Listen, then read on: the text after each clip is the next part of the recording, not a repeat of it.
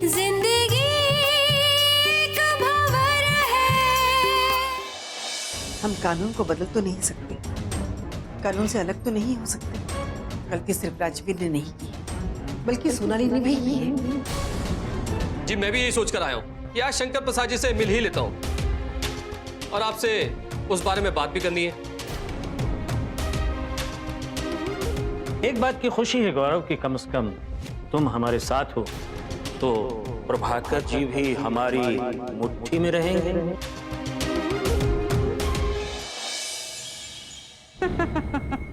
और बताओ गौरव। जी बस ये दो चार बातें करनी थी और शंकर प्रसाद जी से मिलने का सौभाग्य भी प्राप्त हो गया मुझे। हाँ, मुलाकातें तो अब होती रहेंगी। जी मैं भी यही चाहता हूँ शंकर प्रसाद जी की मुलाकातें होती रहे और सबका फायदा होता रहे। ठीक है शंकर प्रसाद जी। आप लोग बात कीजिए, मैं निकलता हूँ। ठीक।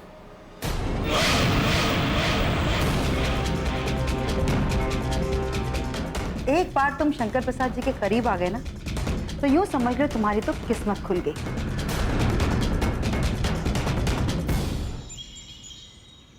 तुम्हारे लिए खुशी की बात होगी कि तुम सोनाली को इस घर में उठाकर ले आए, लेकिन बाकी सबके लिए शर्म की बात है। माँ जी और पापा जी जब भी इस बात का जिक्र करते हैं या कोई सवाल उठता है तो उनका सर शर्म से झुक जाता है, और उन सबका सर झुकाने वाला कोई और नहीं राजवीर, सिर्फ तुम हो और सिर्फ तुम। किसी को शर्म आए या फिर गर्व हो, मुझे इससे कोई फर्क नहीं पड़ता। सोनाली मेरी खुशी थी, उसने अपनी खुशियां मुझ पर न्यौछावर कर दी, पर अब मेरा ये फर्ज बनता है कि मैं उसे उसका हक दिलाऊं। मैं उसे शादी करके इस घर में लेकर आया और इस बात का मुझे कोई अफसोस नहीं है, कोई गम नहीं है। तुम्हारी गलतियों पर यह खानदान बदनाम हो रहा है और तुम्हें कोई पछतावा नहीं है। तुम्हें शर्म आनी चाहिए राजवीर। हम ये कहते हैं ये मुद्दा बड़ा हो और इस घर की बदनामी हो, उससे पहले इसे घर से निकालकर बाहर करो। जहां से लेकर आए हो वहां छोड़कर आओ इसे। तुम ये गलत सपना देख रहे हो रागिनी, और मुझे इस घर से बाहर निकालने का सपना देखना छोड़ दो।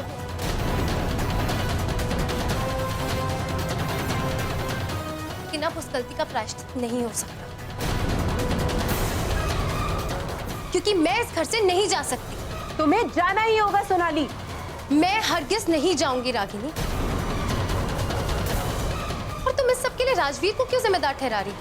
अरे अपनी तकदीर को जिम्मेदार ठहराओ ना, क्योंकि तुम कोमा में थी और राजवीर, उसे कोई तो चाहिए था ना सहारा देने के लिए, तो मैंने उसे सहारा दिया। और तुम इस बात को गलत ठहरा रही हो। हाँ हम गलत ठहराएंगे। माँ जी कुछ कहे या ना कहे, लेकिन हम ये हमेशा कहेंगे तुम गलत थी और तुम्हें ये घर छोड़कर जाना होगा। देखो रागिनी, बात को बढ़ाने का कोई फायदा नहीं। तुम चुप रहो। तुमने कौन सा पति का अधिकार निभाया है?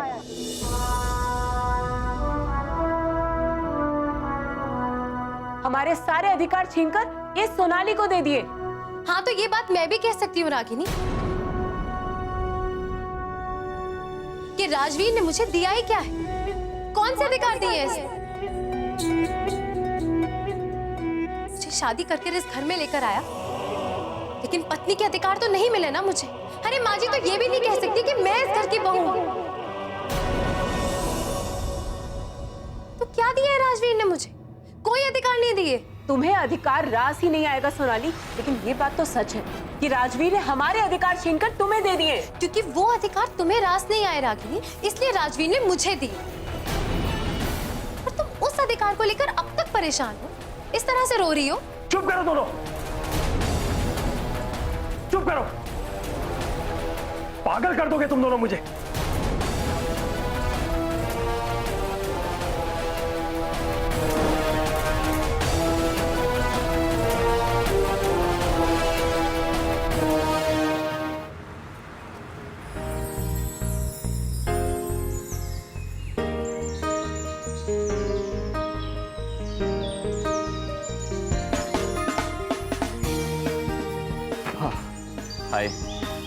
आई एम सो सॉरी यार, ये ट्रैफिक कितना है ना बाहर, उसकी वजह से आने में देर हो गई। अगर वक्त पर पहुंचना नहीं था तो मुझे यहाँ बुलाने की क्या जरूरत थी? मुझे बुला लिया और खुद ट्रैफिक में फंस गए, ये कोई बात हुई? Okay Baba, I am sorry. अब देखो रास्ते में कभी कभी ऐसी गड़बड़ें हो जाती हैं, लेकिन देखो मैं आ तो गया, मैंने अपना वादा तो निभाया। बहाने बनाने की जरूरत नहीं है। वादा तुमने निभाया क्योंकि तुमने मुझे यहाँ बुलाया था, और इसीलिए पिछले 20 मिनट से मैं तुम्हारा यहाँ पर वेट कर रही हूँ। Okay Baba, I know. अब चलो कुछ बातें करते हैं। अरे मुझे तुमसे बहुत काम की बातें करनी है, इसलिए तुम्हें बुलाया ना। ऐसी भी क्या बात है? अच्छा, मैं तुम्हें ये बताना चाहती थी कि आंटी जी ने माँ को फोन किया था। अच्छा अच्छा दीदी, ये बताओ मेरी माँ को ये किसने बताया कि मैं ये चाहता हूँ कि हमारी शादी बहुत जल्दी हो जाए? हाँ? ये क्या कह रहे हो तुम? मैं और आंटी को ये सब बताऊंगी, वो भी फोन करके? अरे कमाल कर रही हो तुम नहीं कहोगी तो माँ को कि सपना तो नहीं आएगा ना? सपना? हाँ, माँ बता रही थी कल उन्होंने सपना देखा कि मैं उन्हें सपने में बोल रहा हूँ कि माँ मेरी शादी जल्दी से जल्दी करवा दो। बताओ मैं विश्वास करूंगा? वैसे एक बात बताओ, जिस वक्त तुम मुझसे बात कर रहे थे उस वक्त दरवाजा तो बंद था ना? तो सौरभ जी, क्या ये नहीं हो सकता कि माँ जी ने तुम्हारी बातें सुन ली हो जब तुम मुझसे बात कर रहे थे? हाँ, ये भी तो हो सकता है, ये तो मैंने सोचा ही नहीं। या तुमसे बात करना तो सच में बड़ा खतरनाक है। अच्छा, बात करना इतना खतरनाक है तो मिलना कितना खतरनाक होगा? फिर क्यों आए मुझसे मिलने? जा रही हूँ मैं। अरे तुम कहाँ चली? बात नाराज हो जाती हो यार। वैसे भी ये सिर्फ नाराजगी है या दिखावा है? इंसान नाराज भी तो उसी से होता है ना जिसे वो अपना समझता है। तो चलो, तब तो हमें बहुत खुश होना चाहिए, क्योंकि सचमुच में हम दोनों बहुत जल्दी एक होने वाले हैं।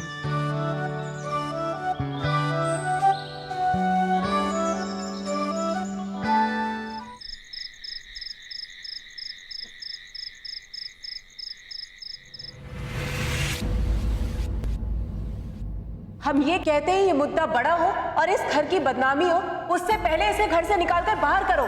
जहां से लेकर आयो वहां छोड़कर आओ इसे। हमारे सारे अधिकार छीनकर इस सोनाली को दे दिए, लेकिन हम ये हमेशा कहेंगे तुम गलत थी और तुम्हें ये घर छोड़कर जाना होगा, छोड़कर जाना होगा, छोड़कर जाना होगा, छोड़कर जाना होगा, छोड़कर जाना होगा।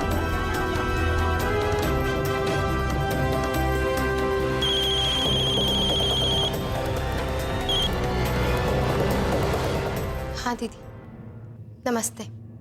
कहिए। कैसी हो सोनाली? कैसी हूँ क्या बताऊं दीदी। कागज की नाव की तरह जिंदगी के सागर में तैर रही हूँ। पता नहीं कब किनारे तक पहुंचूंगी। बस अपने भविष्य को लेकर थोड़ी सी चिंतित हूँ। अब तो ये सोचने में वक्त गुजार रही हूँ कि राजवीर के साथ रहने का ये फैसला अब सही था भी या गलत। क्या बात है, बहुत परेशान लग रही हो? मैंने तो ये सोचकर फोन किया था कि उस घर में खुशियां मनाई जा रही होंगी, और तुम भी उसी घर में हो तो तुम्हारी तो चहकने की आवाज सुनाई देगी। सबकी अपनी अपनी खुशियां हैं दीदी। सारे लोग एक साथ रहते हैं, लेकिन फिर भी कुछ लोग नाराज हैं, कुछ लोग खुश, कुछ लोग दुखी। किसकी बात कर रही हो तुम? और किसकी बात करूंगी दीदी, मैं माँ जी की बात कर रही हूँ। उनकी खुशी से खुश होने वाले लोगों के बारे में बात कर रही हूँ। लेकिन दीदी, राजवीर भी तो है जो आज भी खुश नहीं है। उसके अंदर नाराजगी है। और इस घर में रहने वाली मैं भी हूँ जो इन खुशियों के बीच में अपनी खुशी ढूंढ ही नहीं पाई। आखिर बात क्या है सोनाली, तुम मुझे तो बताओ। अरे तुम्हारी बात सुनने वाला अगर कोई भी नहीं है, लेकिन मैं तो तुम्हारी बात सुन सकती हूँ। और हाँ, अगर जरूरत पड़ी तो मैं तुम्हारी मदद जरूर करूंगी। मैं इस बात को कैसे भूल सकती हूँ कि तुमने मेरी कितनी मदद की थी। नहीं दीदी, आप इस मामले में मेरी कोई मदद नहीं कर सकती।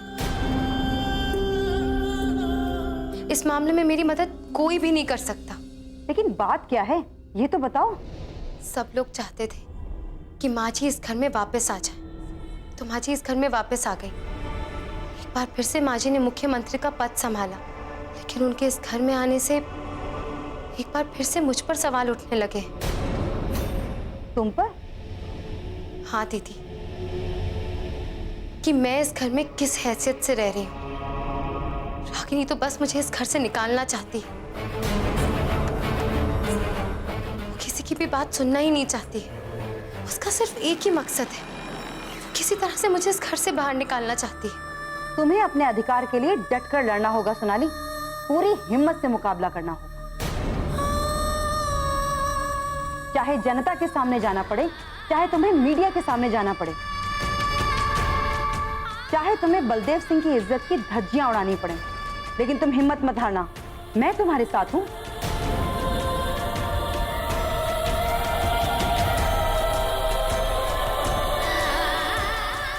मैं तो अभी भी देखना चाहती हूँ दीदी कि जिंदगी के जिस मोड़ पर मैं खड़ी हूँ, जिंदगी मुझे कौन सा रास्ता दिखाती है।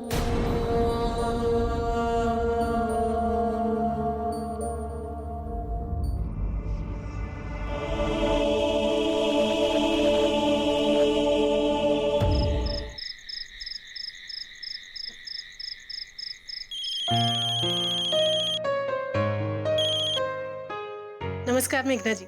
नमस्कार कावेरी जी, कैसी हैं आप? मैं अच्छी हूँ, आप कैसी हैं? हम ठीक है। हमने आपको यही बताने के लिए फोन किया कि हमारी पंडित जी से बात हो गई है, हमने बुलाया है उन्हें। तो क्यों ना लगे हाथों निधि और सौरभ की कुंडली मिला दी जाए, परंपरा है ये हमारी। मैं भी आपसे यही कहने वाली थी कि बाकी सब कुछ तो ठीक है, लेकिन एक बार बच्चों के गुण भी मिलने चाहिए, हमें कुंडली मिला लेनी चाहिए। वैसे एक बात है कावेरी जी, जब बच्चों का दिल मिल गया है तो कुंडली भी मिल ही जाएगी। क्या कह रही हैं आप? अक्सर तो देखा यही गया है कि जब दिल मिलते हैं तो कुंडली का मिलान तो हो ही जाता है। शायद इसी को तकदीर का खेल कहते हैं कि जिसको मिलाना होता है उसे तकदीर मिला ही देती है। ठीक कह रही है आप, फिर भी हमने सोचा कि कुंडली मिला ही देनी चाहिए, बस इसीलिए फोन किए हैं। आप कहें तो मैं कल कुंडली भिजवा देती हूँ आपके घर, आप मिलवा के देख लीजिएगा। अरे नहीं नहीं, इसकी कोई जरूरत नहीं है। दरअसल हमारी पंडित जी से बात हुई है, उन्हें सिर्फ आपके सौरभ के जन्म की डिटेल चाहिए, जैसे कि उसकी जन्म तारीख, जन्म स्थल, बस इसी से वो कुंडलियां मिला लेंगे। हम सोनाली को और बर्दाश्त नहीं कर सकते राजवीर, हमने उसे बहुत बर्दाश्त कर लिया। जब तक माँ जी इस घर में नहीं थी हम चुपचाप थे, लेकिन अब माँ जी इस घर में आ चुकी हैं, कम से कम अब तो मान मर्यादा का पालन हो। कहीं ऐसा ना हो इस खानदान की इज्जत पर लोग उंगलियां उठाएं। इस घर की सारी जिम्मेदारियां तुमने नहीं ले रखी है रागिनी। माँ और पापा ने इस घर की मान मर्यादा और इज्जत की जिम्मेदारी तुम्हें नहीं दी है। मान मर्यादा की आड़ में तुम सोनाली को निकालना चाहती हो। हाँ हाँ, हटाना चाहते हैं उसे इस घर से। अब हम उसे और बर्दाश्त नहीं कर सकते। हम इस घर में अपनी नहीं रहने देंगे।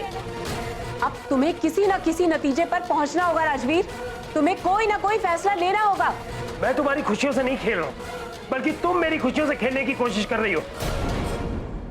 तुम सोनाली की जिंदगी से खेलने की कोशिश कर रही हो, और मैं कहता हूँ कि ये ठीक नहीं है। क्या ठीक नहीं है? जो तुम कर रहे हो वो ठीक है? ऐसा अब नहीं होगा राजवीर, इस घर के सारे फैसले माँ जी और पापा जी लेंगे और कोई नहीं। माँ जी और पापा जी सिर्फ राजनीति के बारे में सोच रहे हैं, लेकिन जिंदगी राजनीति नहीं होती राजवीर। हमारी खुशियों पर राजनीति नहीं की जा सकती। तुम पर सिर्फ और सिर्फ हमारा हक है, और इसका फैसला तुम्हें करना होगा। हमें हमारा हक देना ही होगा।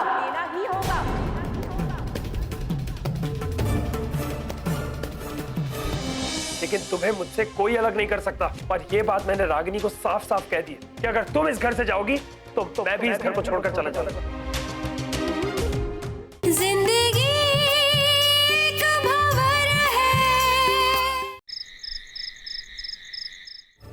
ये अचानक तुम्हें क्या हो गया है रागिनी? कल तक तुम सब कुछ खामोश रहकर बर्दाश्त करने के लिए तैयार थी, और आज तुम सोनाली को एक पल के लिए बर्दाश्त नहीं कर सकती। ऐसा क्यों? तो यही चाहते हो ना, जैसे कल तक हम उसे बर्दाश्त कर रहे थे वैसे ही सारी जिंदगी बर्दाश्त करते रहे, चुपचाप इस कमरे में खुद को समेटकर तुम्हारी राह देखते रहे, तुम्हें उसके साथ देखकर घुट घुट कर जीते रहे। यही चाहते हो ना तुम? देखो रागिनी, मैं ऐसा नहीं चाहता। मैं चाहता हूँ कि तुम भी खुश रहो और मैं भी खुश रहूं। मैं मानता हूँ कि मेरे से कुछ गलतियां हुई होंगी, लेकिन मैं 1000 बार समझा चुका हूँ कि इन गलतियों को अब ठीक नहीं किया जा सकता। इनके साथ जीना सीखना होगा हमें। तुम इस गलती को अपनाना चाहते हो और हम इस गलती को इस घर से निकालना चाहते हैं, और हम उसे निकाल कर रहेंगे। माँ जी और पापा जी को हमारी बात माननी ही होगी। सोनाली को हम इस घर में नहीं रहने देंगे। वो इस घर से नहीं जाएगी रागिनी। सोनाली को इस घर से निकालने की जिद करके तुम इस घर का माहौल खराब कर रही हो। हम इस घर के माहौल को बचाना चाहते हैं, इस घर को संभालना चाहते हैं, इसलिए हम उसे जाने के लिए कह रहे हैं। एक बार वो इस घर से चली गई राजवीर, तो देखना तुम्हें भी इस घर के माहौल के साथ जीने की आदत हो जाएगी। जब सोनाली हमारी जिंदगी में आई थी तब क्या हम लोग जी नहीं रहे थे? उस वक्त सिर्फ हमारे लिए तुम थे और तुम्हारे लिए हम। कल और आज में बहुत फर्क है। वक्त बदला, हालात बदले, और इस बदलते हुए हालात में सोनाली को इस घर से निकालना ठीक नहीं है। मैं तुम्हें अभी भी कहता हूं, सोनाली को तुम इस घर से नहीं निकाल पाओगी। सोनाली इस घर में नहीं रह सकती राजवीर। या तो वो रहेगी इस घर में या फिर हम दोनों में से कोई एक ही रह सकता है यहाँ। अगर तुम इस बात की जिद पकड़कर बैठी हो ना, तो फिर मेरी एक बात कान खोल कर सुन लो कि अगर सोनाली इस घर से जाएगी तो इस घर में सिर्फ तुम रह जाओगी, सिर्फ तुम। मैं तुम्हारी कसम खा के कहता हूं कि अगर सोनाली इस घर से गई तो उसके साथ साथ मैं भी इस घर को हमेशा के लिए छोड़ के चला जाऊंगा। समझी तुम?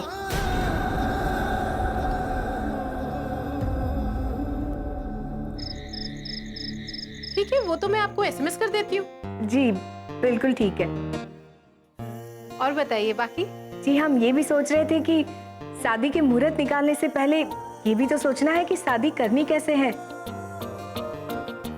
धूमधाम से करनी है या सीधे साधे तरीके से? देखिए मेघना जी, अब हमारे चाहने से तो सब कुछ नहीं होता। हमें तो बस इतना पता है कि हमें निधि पसंद है, तो हम उसे बहू बनाकर घर लाना चाहते हैं। और ये भी सच है कि शादी के साथ सबके सपने जुड़े होते हैं। शादी को लेकर सिर्फ लड़का लड़की ही नहीं, बल्कि घर के सारे लोगों की कुछ न कुछ ख्वाहिशें जुड़ी होती हैं। इसलिए तो हम आपसे पूछ रहे हैं कि शादी की कैसे जाए। आप जैसे कहेंगे हम वैसे ही करेंगे। वो आप ही सोच लीजिएगा कि आप कैसे चाहती है।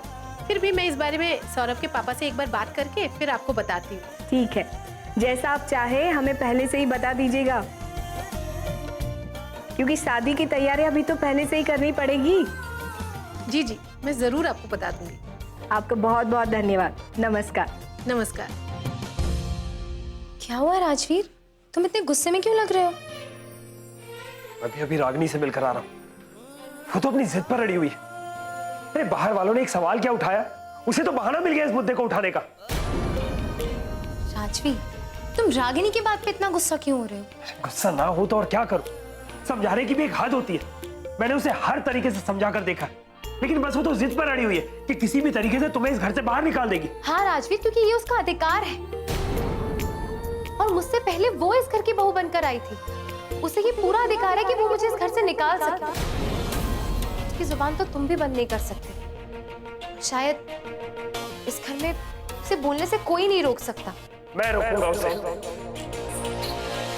मैं देखता हूँ कि कैसे वो तुम्हें इस घर से निकालती है और कैसे वो इस कोशिश में कामयाब होती है। वो तो ये भी कह रही थी कि वो माँ और पापा के सामने खामोश नहीं रहेगी। तो वो भी तो अपने दिल की बात कह रही थी राजवीर। और अब तो मुझे भी ये लगने लगा है कि शायद हमारे रिश्ते का यही अंतिम अंजाम होना था, और वो वक्त अब आ चुका है। तुम अपने आप को समझती क्या हो? तुम इस घर को छोड़ के जाने का फैसला लोगी और मैं तुम्हें जाने दूंगा? नहीं सोनाली, शादी का फैसला हम दोनों ने किया था, और इसलिए कोई भी फैसला तुम अकेले नहीं कर सकती। मैं भी देखता हूं कि कोई तुम्हें इस घर से कैसे निकालता है। तुम इसी घर में रहोगी, प्लीज इस तरह से गुस्सा मत करो। तुम इस बात को लेकर सब पे नाराज जरूर हो सकते हो, लेकिन तुम्हें सबकी मजबूरियां भी तो समझनी होंगी। माजी के दिल में शायद मेरे लिए प्यार हो या ना हो, लेकिन खिलाफत तो वो मेरी ही करेंगी ना। ये उनकी मजबूरी है। कोई खिलाफत करे या कुछ भी करे, घर में जिसे जो कहना है वो कहता रहे, लेकिन तुम्हें मुझसे कोई अलग नहीं कर सकता। और ये बात मैंने रागिनी को साफ साफ कह दी है कि अगर तुम इस घर से जाओगी तो मैं भी इस घर को छोड़कर चला जाऊंगा।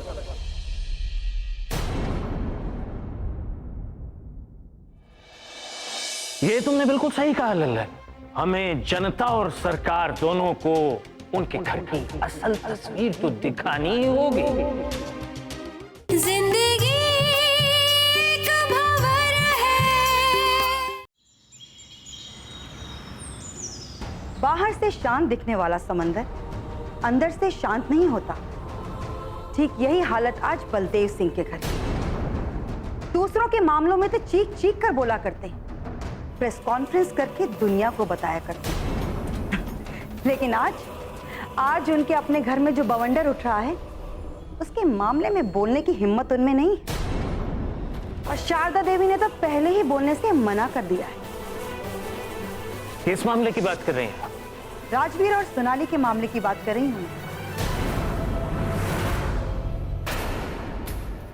दरअसल सोनाली को मैंने ही मोहरा बनाकर बलदेव सिंह के घर में भेजा था, लेकिन आज वो बलदेव सिंह की बहू है।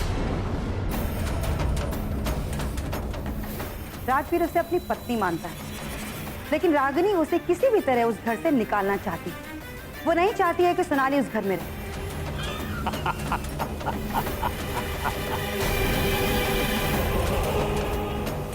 अरे ये तो और भी अच्छी बात है हमारे लिए। मुख्यमंत्री के ऊपर मीडिया ने एक ही सवाल उठाया था, लेकिन उनके घर में जो कुछ चल रहा है उससे तो हमें 100 सवाल उठाने के मौके मिलेंगे।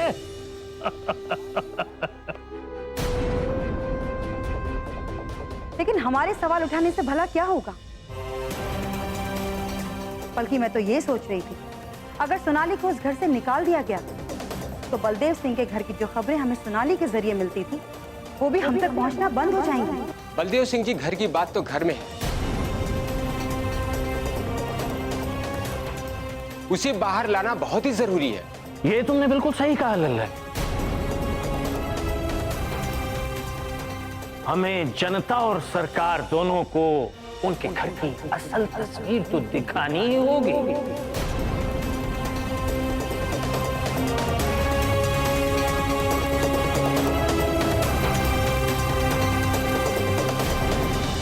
लेकिन राजवीर, मैं ये घर टूटते हुए नहीं देख सकती, क्योंकि मैं भी इस घर के लोगों से प्यार करती हूँ।